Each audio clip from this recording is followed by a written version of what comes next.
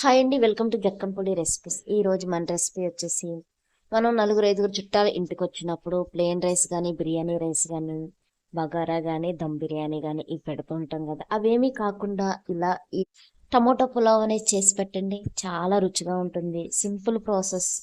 ఇంటికి వచ్చిన వాళ్ళు కూడా చాలా ఇష్టంగా లాగించేస్తారు, మీకు 100కి 100 మార్కులు వేసేస్తారు. పొడి పొడిలాడుతూ ఒక కప్పు తిన్నవారు ఇంకొక కప్పు లాగించేయాలి, అంత రుచిగా ఉంటుంది.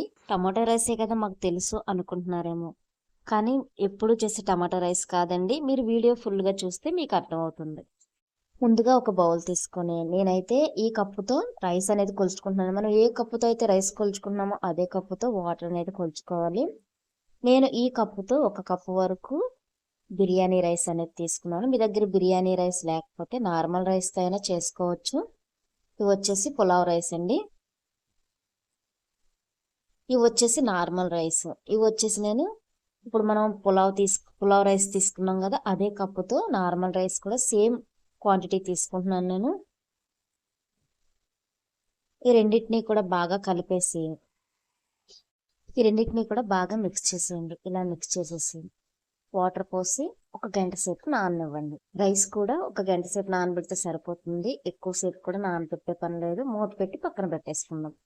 ఇప్పుడు గ్యాస్ వెలిగించుకొని ఒక బౌల్ పెట్టుకొని ఇందులో ఆయిల్ వచ్చేసి ఒక 3 టీ స్పూన్లు, అలాగే నెయ్యి వచ్చేసి ఒక 3 టీ స్పూన్లు వేసుకోండి. మీ దగ్గర నెయ్యి లేకపోతే ఆయిల్ వచ్చేసి 150 గ్రామ్స్ వరకు వేసుకోండి. కేజీ రైస్కి వచ్చేసి నేను కొలత అనేది చెప్తున్నానండి.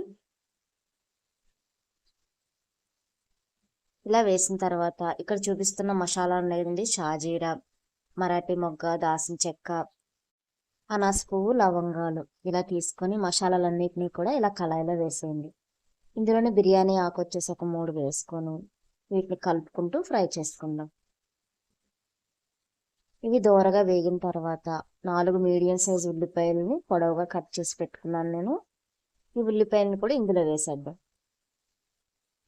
ఇలా వేసేసి కలుపుకుంటూ ఇవి గోల్డెన్ రెడ్ బ్రౌన్ కలర్లోకి వచ్చే వరకు కూడా ఫ్రై చేసుకోవాలి. ఇలా ఫ్రై అవుతున్నప్పుడు ఇందులోనే పచ్చిమిర్చిని ఇలా పొడవుగా చీల్చుకోండి. క్యారెట్ని ఇలా గుండ్రంగా కానీ లేదా చిన్న చిన్న ముక్కల కింద అయినా కట్ చేసుకోవచ్చు. ఇలా కట్ చేసుకొని ఇందులో వేసేసి కలుపుకుంటూ ఫ్రై చేసుకోవాలి. ఇవి కొంచెం ఫ్రై అయిన తర్వాత 2 టమాటాలని ఇలా చిన్న చిన్న ముక్కల కింద కట్ చేసుకొని ఇందులో వేసేసి టమాటాలు మొత్తం ఇలాగా బాయిల్ అయిపోయిన తర్వాత ఒక 3 టమాటాలు తీసుకొని ఇలా గ్రేవీ కింద పట్టుకోండి. ఈ గ్రేవీని కూడా ఇందులో వేసేసి బాగా కలిపేసుకొని ఆయిల్ పైకి తేలే వరకు కూడా ఫ్రై చేసుకుందాం.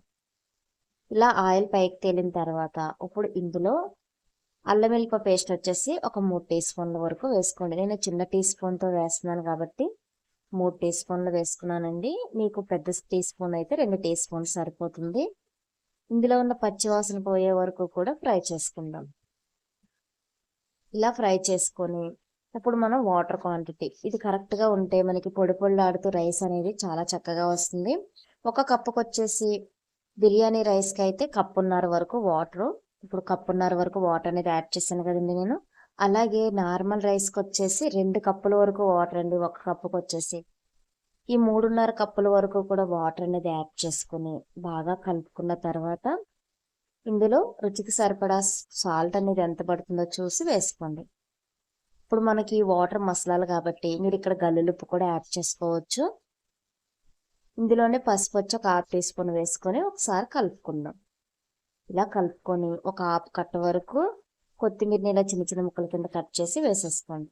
ఇలా వేసేసి ఒకసారి కలుపుకున్న తర్వాత మూత పెట్టేసి ఒక పావు గంట హై ఫ్లేమ్లో పెట్టి మరిగించేయండి.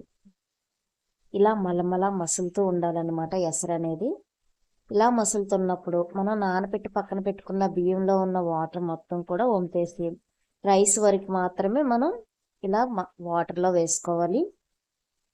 వాటర్ అనేది అస్సలు యాడ్ చేయొద్దండి. మనం కరెక్ట్గా వాటర్ యాడ్ చేసాం కాబట్టి రైస్ వరకే ఇందులో వేసుకొని ఒకసారి గరిటె పెట్టి కలుపుకుందాం. ఇలా కలిపేసి మూత పెట్టేసి పావు గంట సేపు హై ఫ్లేమ్లో, ఒక పావు గంట సేపు లో ఫ్లేమ్లో పెట్టేసి మీరు కుక్ చేసుకున్నారంటే మనకి వేడి వేడి టమోటో పులావ్ అనేది రెడీ అయిపోతుంది. టమోటో పులావ్ ఎవరైనా చేస్తారు, నార్మలే కదా అని అనుకుంటారు. కానీ ఫుల్ వీడియో చూస్తేనే మీకు అర్థమవుతుందండి. టమాటోలు మనం కట్ చేసేదానికి, ప్యూరీ పట్టి రెండు కలిపి వేసేదానికి చాలా తేడా ఉంటుంది. ఒకసారి మీరు ట్రై చేయండి. ఆ రుచి అనేది మీకే అర్థమవుతుంది. చూసారా ఎంత పొడి పొడిలాడుతూ వస్తుందో. వాటర్ క్వాంటిటీ కూడా ఇలా కరెక్ట్గా యాడ్ చేసుకొని, మీరు కనుక నలుగురు ఐదుగురు చుట్టాలు వచ్చినప్పుడు ఇలా చేసి పెట్టారంటే వాళ్ళు 100కి 100 మార్కులు వేసేస్తారు. అలాగే కొత్తగా పెళ్ళైన వారైనా, బ్యాచిలర్స్ అయినా సరే ఇలా ఈ టమోటా పులావ్ అనేది ట్రై చేయండి. లొట్టలేసుకుంటూ తినేస్తారు ఎవరైనా సరే. ఇప్పుడు మనం ఒక సర్వింగ్ బౌల్లో సర్వ్ చేసేసుకుందాం. మరి ఇంకెందుకు ఆలస్యం, మీరు కూడా ఇలా సర్వ్ చేసి ఇచ్చేయండి ఇంటికి వచ్చిన చుట్టాలకి. మీకు కనుక నా వీడియో నచ్చినట్లయితే లైక్ చేసి మన ఛానల్ని ఫాలో చేసేయండి. అలాగే తప్పక ట్రై చేసి ఎలా వచ్చింది ఏంటనేది కామెంట్ సెక్షన్లో కామెంట్ చేసేయండి. మీకు ఇంకొన్ని కొత్త రెసిపీస్ కావాలి అంటే సబ్స్క్రైబ్ చేసి లైక్ చేయడం మాత్రం మర్చిపోవద్దు. Thank you for watching. అలాగే మీకు ఏదన్నా కొత్త రెసిపీ కావాలంటే కింద కామెంట్ సెక్షన్లో కామెంట్ చేయండి, నేను చేసి చూపిస్తాను.